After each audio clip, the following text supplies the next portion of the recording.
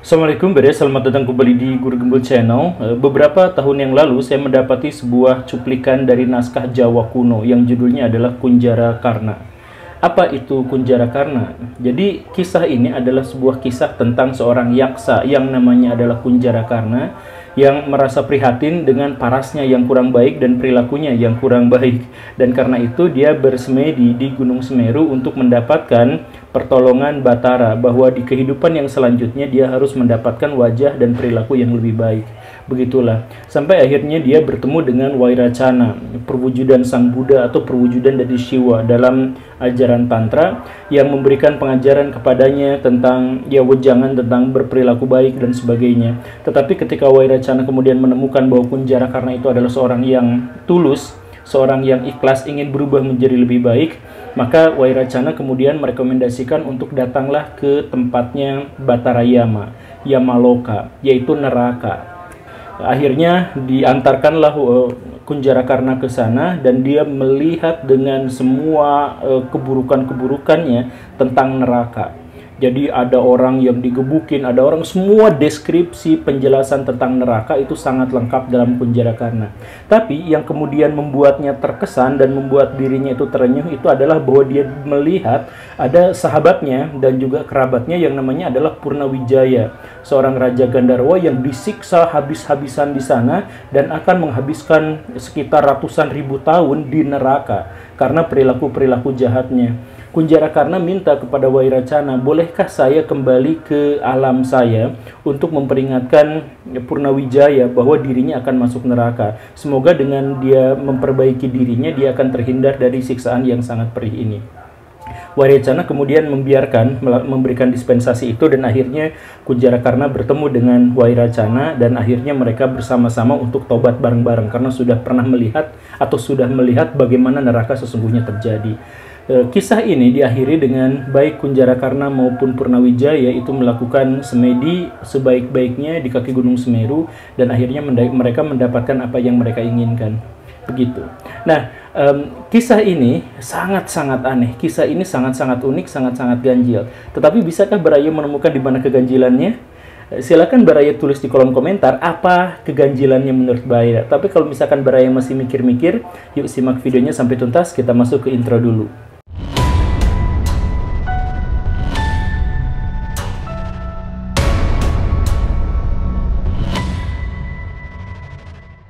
Baiklah, apakah Baraya sudah menemukan apa keanehannya, apa keganjilannya? Kalau misalkan Baraya belum menemukan atau sudah sedikit meraba-raba, saya akan jelaskan bahwa kitab Kunjara Karna ini alur ceritanya mirip sekali dengan Inferno, karya Dante Alighieri.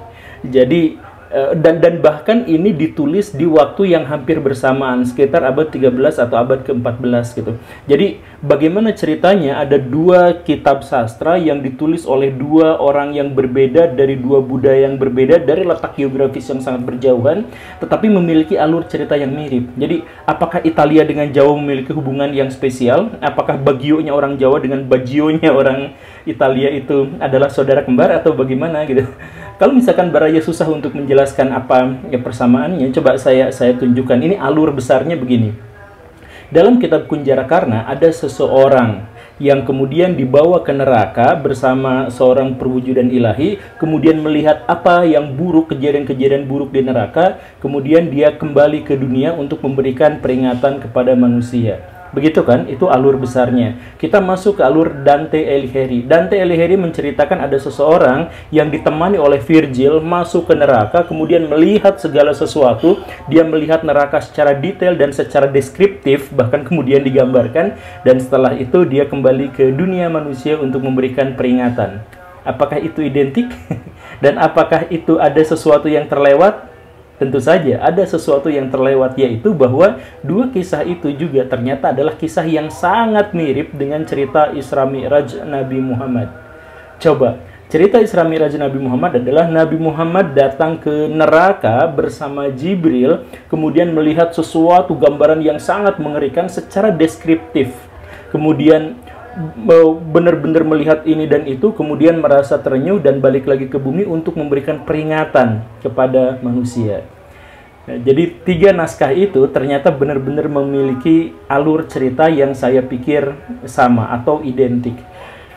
Tentang inferno yang identik dengan cerita tentang Isra Mi'raj, kita sudah bahas di episode yang lampau bahwa memang ada penelitian yang kemudian mengambil sebuah kesimpulan bahwa inferno memang sebuah jiplakan dalam tanda kutip dari cerita-cerita sufi tentang Isra Mi'raj. Di antaranya adalah kitab dari Ibnu Arabi yang kemudian ditranslasikan ke dalam bahasa Italia, kemudian dari situ dialih agamakan, dialih budayakan menjadi inferno yang kita kenal sekarang. Dan itu alasan kenapa inferno dengan Isra Mi'raj begitu identik.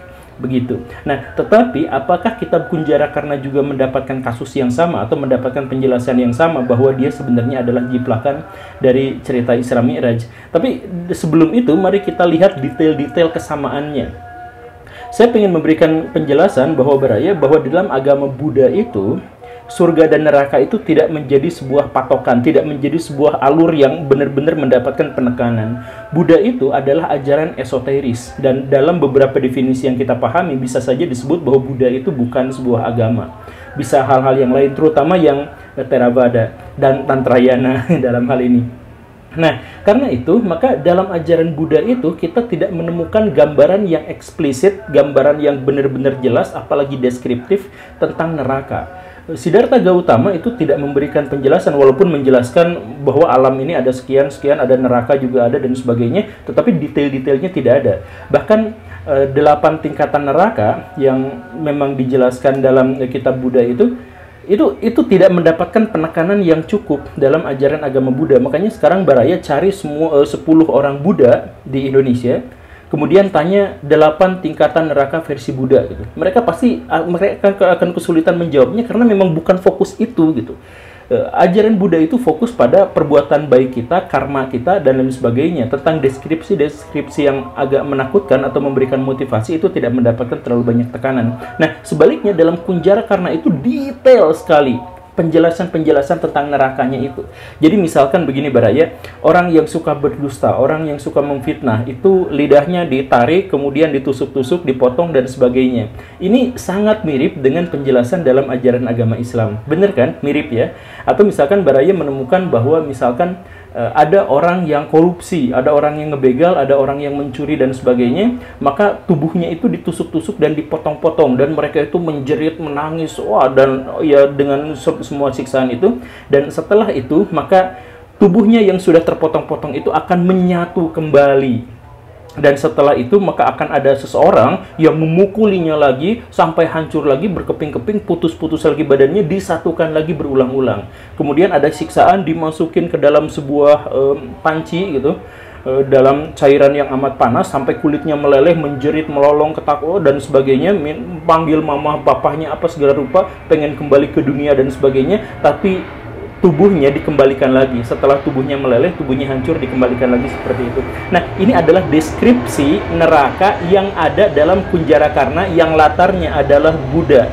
Tetapi kita di sini melihat, khususnya orang-orang Islam, ketika saya menjabarkan tentang neraka seperti barusan, Baraya kayaknya gak jauh-jauh, kayaknya ingat bahwa ini adalah yang disampaikan dalam tradisi Islam. Kan begitu. Atau misalkan kita juga bisa menemukan ada kesamaan yang lain, yaitu konsep dosa dan neraka, dosa dan pahala. Yang ini saya pikir unik karena saya nggak tahu dalam ajaran Buddha seperti apa, tapi dalam ajaran Islam ini benar-benar mirip gitu.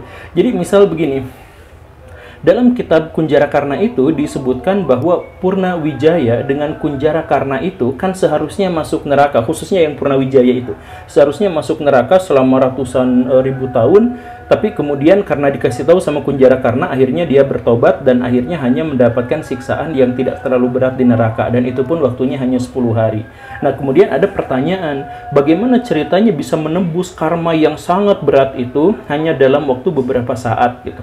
Hanya pas dikasih tahu sama Kunjara Karna, kemudian tak lama kemudian itu hijrah, bertobat, kemudian akhirnya mendapatkan siksa di neraka yang sangat ringan gitu. Kenapa seperti itu? Kemudian dalam Kunjara Karna itu dijelaskan bahwa yang paling penting itu sebenarnya adalah bukan perbuatannya, tetapi latar dari perbuatan itu. Jadi ada seorang dalam kitab Kunjara Karna itu, ada seseorang yang telah mendermakan seluruh harta kekayaannya untuk yayasan-yayasan Buddha, untuk perbaikan umat manusia dan sebagainya, sampai hartanya habis, tapi dia masuk neraka. Tapi ada seseorang yang memberikan sedekah ya sedikit sekali, biasa-biasa saja, tetapi dia justru mendapatkan surga dari situ.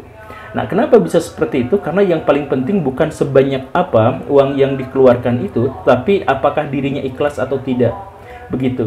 Nah, ini juga mirip dengan cerita dalam versi agama Islam, di mana konsep dosa dan pahala itu benar-benar abstrak dan tidak bisa ditakar gitu.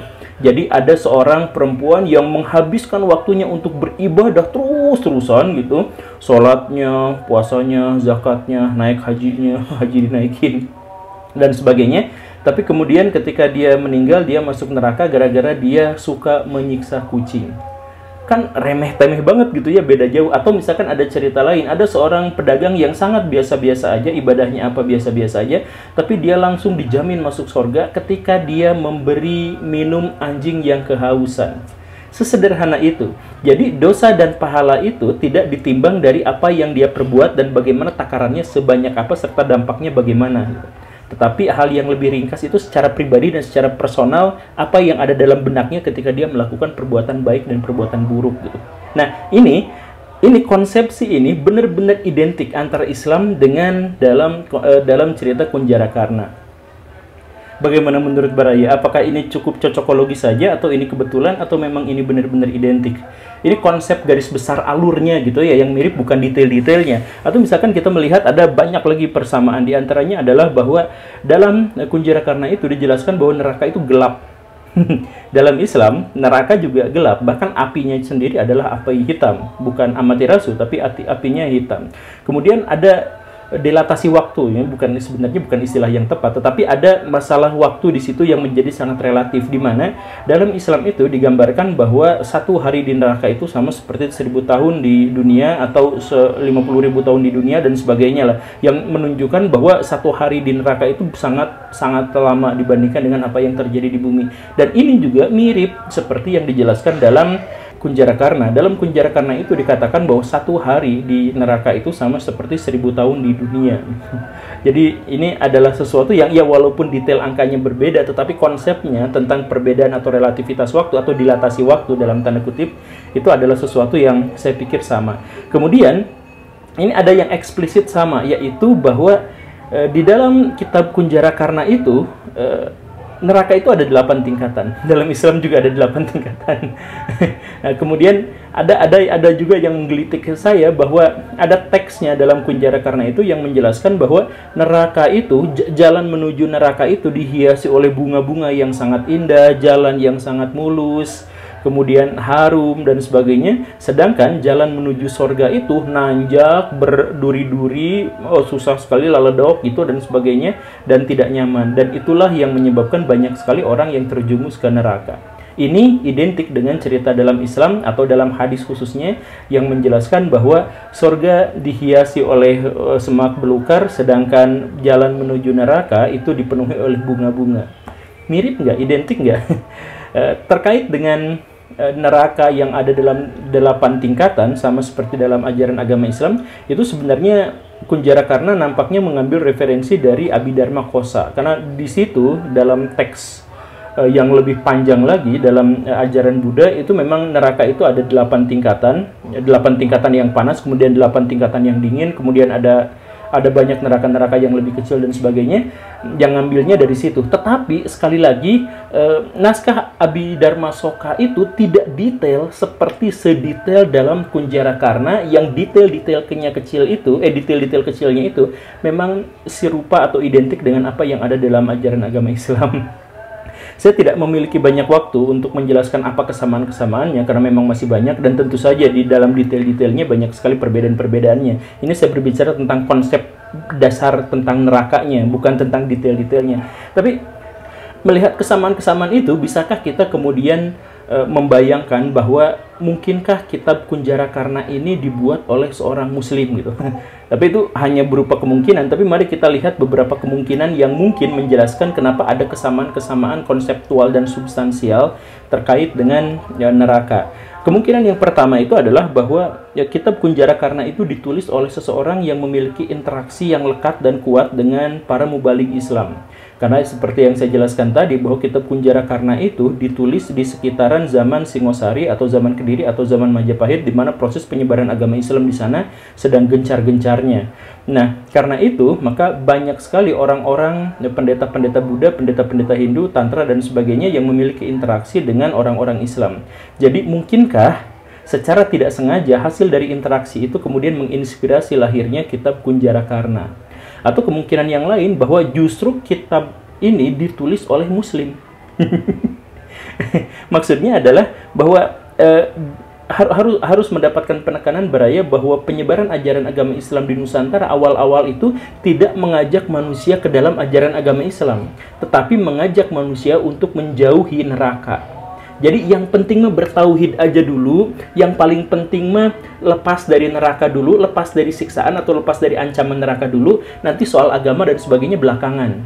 Makanya misalkan ya wali-wali Songo itu nggak langsung ayo kamu masuk aja ke dalam ajaran agama Islam biar masuk surga, enggak kayak gitu, tapi bikin padepokan silat, nanti ritual-ritual untuk silat dapat tenaga dalam gitu, itu adalah zikir atau sholat gitu, nggak dikasih tahu bahwa itu namanya sholat gitu. Makanya istilah misalkan sekatenan, kan sekaten itu ngumbah keris, tapi sebenarnya sekaten itu diambil dari kata sahadatain gitu.